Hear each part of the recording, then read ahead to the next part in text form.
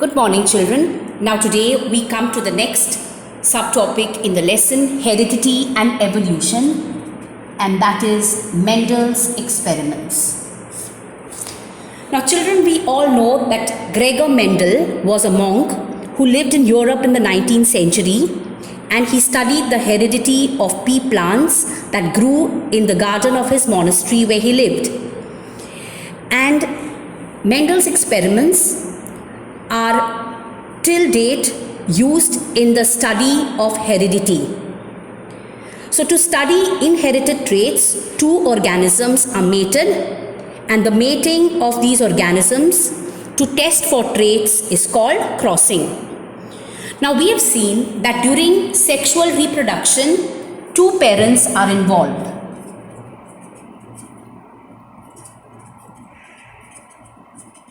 One is the male parent, which is the father, and the second is the female parent, which is the mother.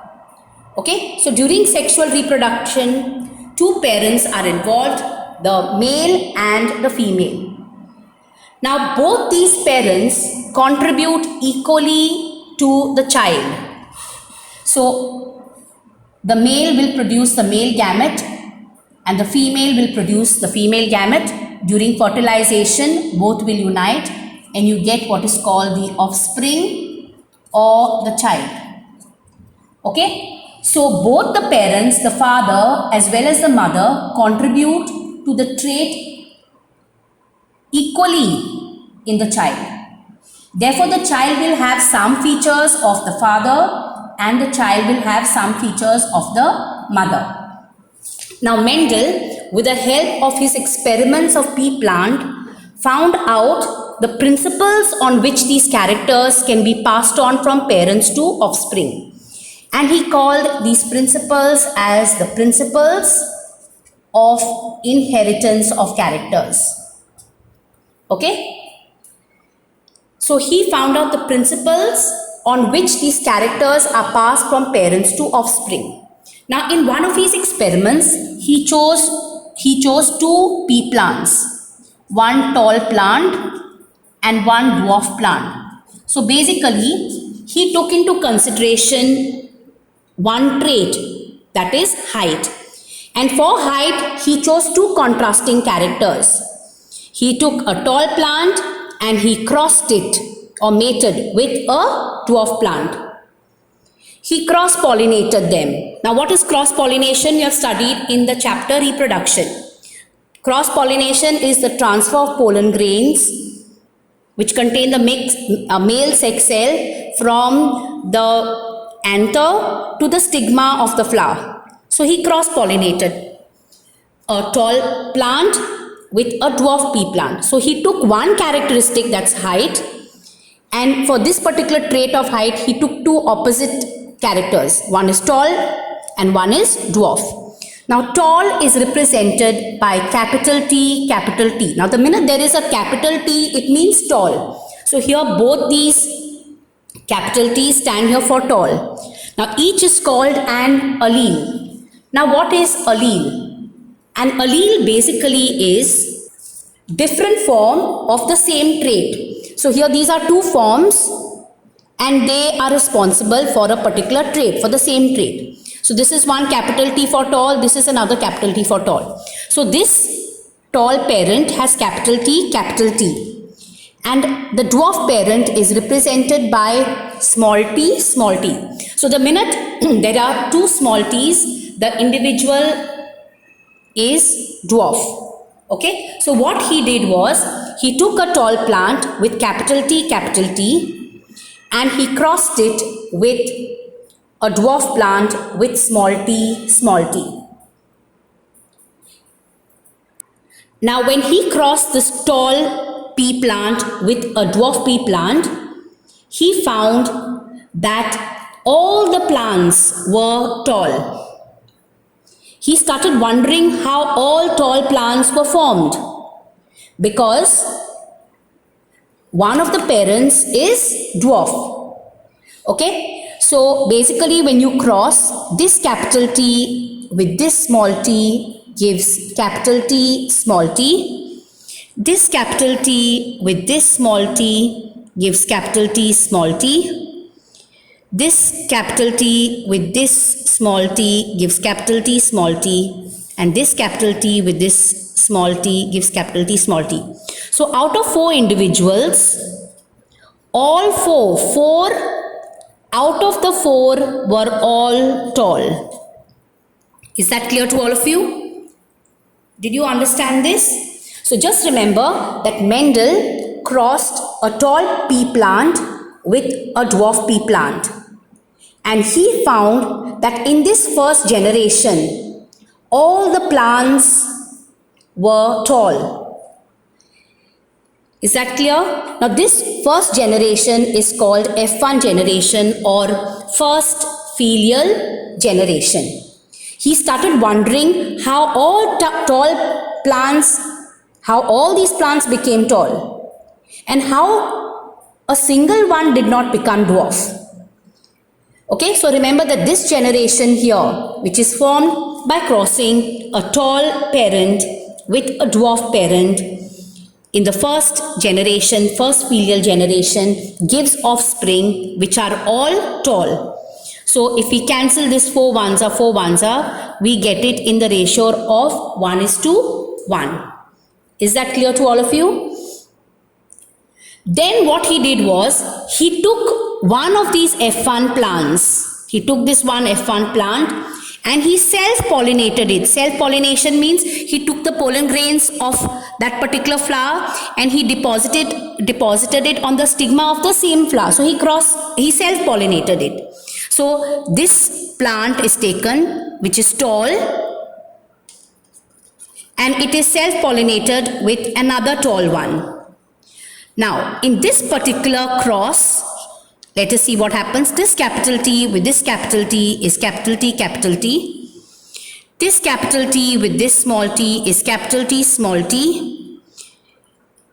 Then this small t with this capital T is capital T, small t. And this small t with this small t is small t, small t. Now, in this generation, now this is the second generation, F2. It's called the second filial generation. So this F2 generation is obtained by self-pollinating the F1 individuals. So this F1 individual is taken and it is self-pollinated. So you cross it with another of the same. So you get capital T, which is tall. The minute there is one capital T, it means it's tall. Then this is capital T, small t, which is again tall since there is one capital T. It's again tall. This one again is a tall individual, while here there are no capitals. Both are small t's. So this is a dwarf individual. So in this F2 generation, he found that out of 4, 3 individuals are tall. 3/4 of this are tall, while 1 individual is a dwarf individual. Is that clear to all of you? So just remember what Mendel did in his experiment is he crossed one tall plant with capital T with a dwarf plant with small t, small t. When he crossed this tall parent plant with a dwarf parent plant, he found that in this generation, the first filial generation, all the individuals became tall. He started wondering where that dwarf character actually disappeared. Then he took this tall plant, okay, and he self-pollinated it. So he took the pollen grain of that flower, of that tall plant, and he placed it on the stigma of the same flower, of that tall plant flower only. So capital T, small t multiplied by capital T, small t. So when these were mated, it was found that in this second generation, in the second filial generation, out of the 4 individuals, 3 individuals were tall and 1 individual was dwarf. So 3/4 of these were tall and 1/4 of the individuals were dwarf. Okay. So suppose there are 20 plants which are formed, 3/4 of 20, 3/4 of 20. That means 15 would be tall and the remaining 5 would be dwarf.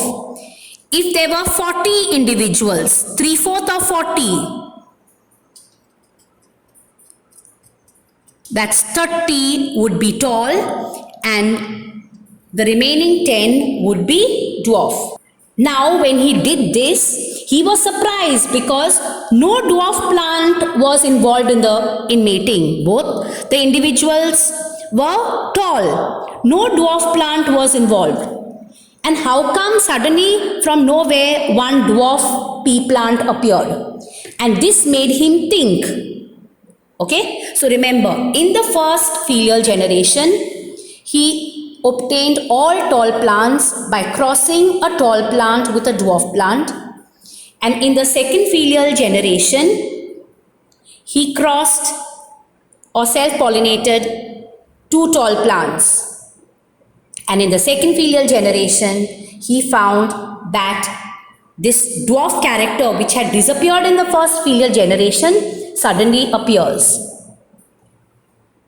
So, from both these experiments, he realized that this dwarf trait did not vanish, okay, but it reappears. Okay, basically that dwarf trait remained hidden somewhere in the plant. It did not get expressed in this F1 generation, but it got expressed in the next generation. So what did he conclude? So he concluded that 2 copies of a trait are inherited in each sexually reproducing organism. 2 copies of a trait means the 2 copies would be tallness and dwarfness of a trait. The trait is height. So for height, each individual that is formed will receive 2 copies, one from the father and one from the mother. Now coming back to the experiment here, we see that suppose this is the offspring. This offspring is receiving capital T from one parent, which is tallness, and small t from the other parent for dwarfness. So the individual is receiving a copy from the father and the copy from the mother. And what the individual becomes is tall. So out of both these which are inherited, only one trait is expressed. The individual is getting capital T for tallness from the father and getting small t dwarfness from the mother. But the individual becomes tall. So 2 copies are inherited by the offspring for one trait. Now, of these 2, one trait is expressed in the offspring. Like in this case, tallness is expressed. So, tallness is called the dominant trait.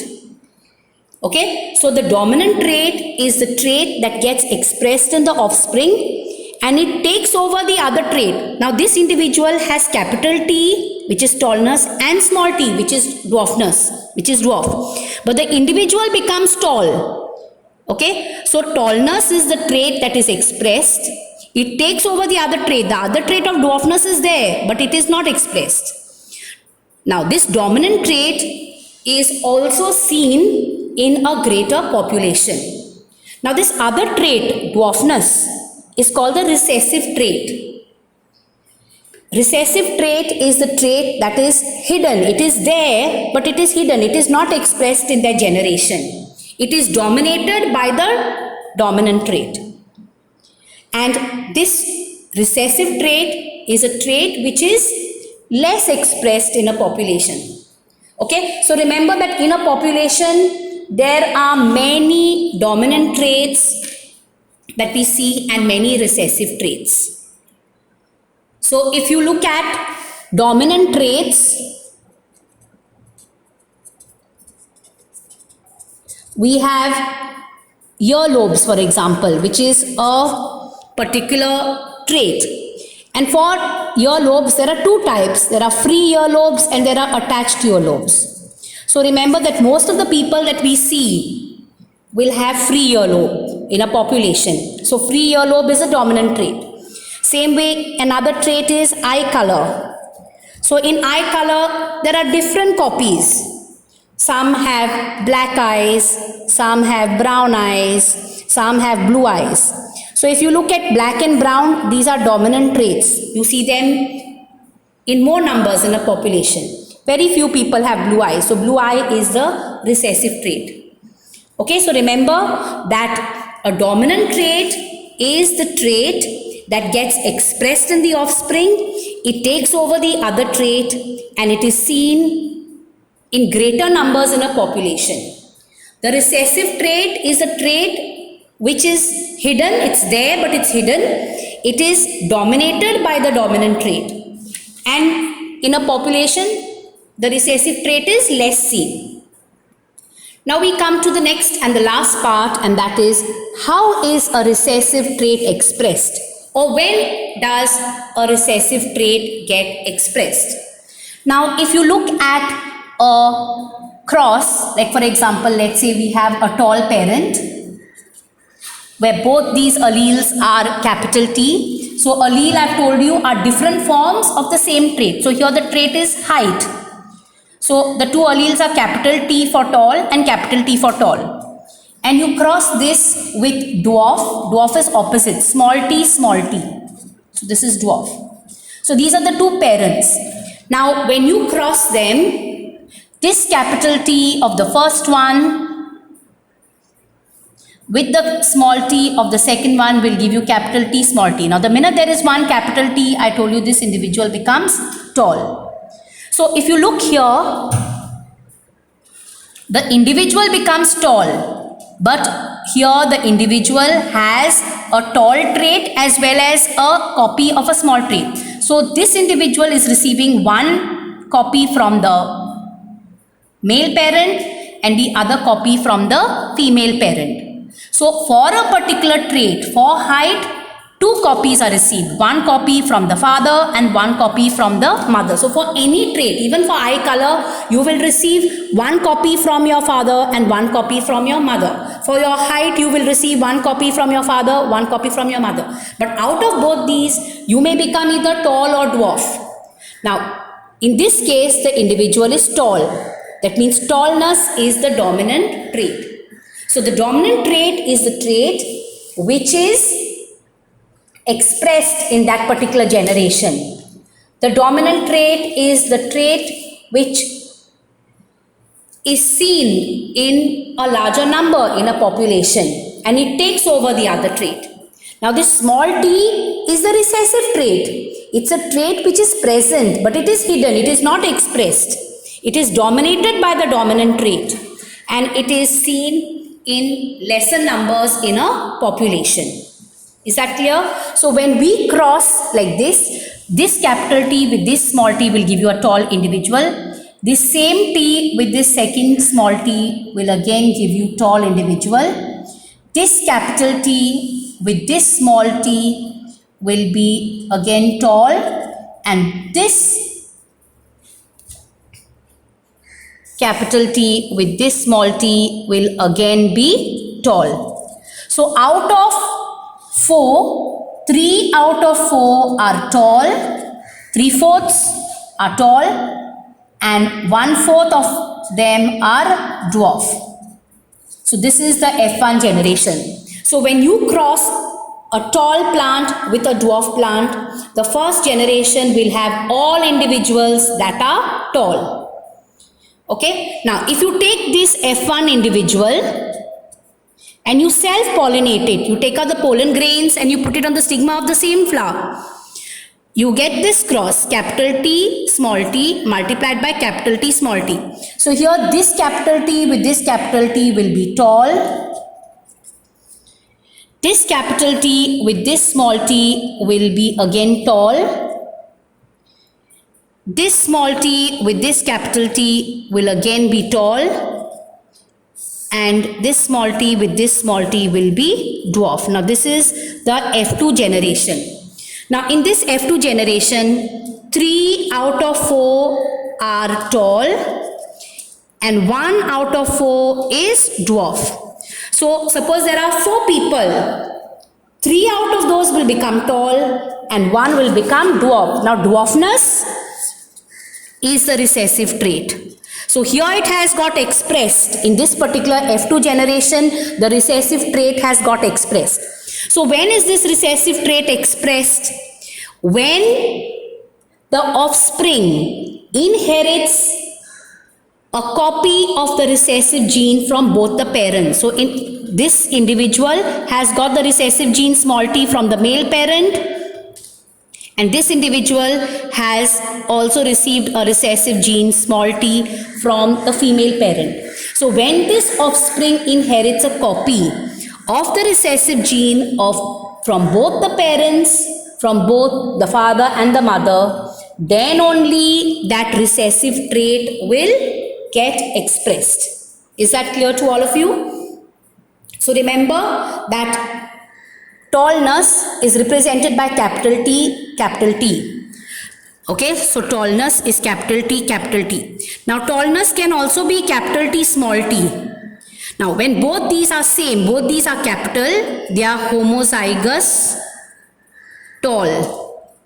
Homo means the same. Both these alleles are the same, so they are homozygous tall. This one is heterozygous tall.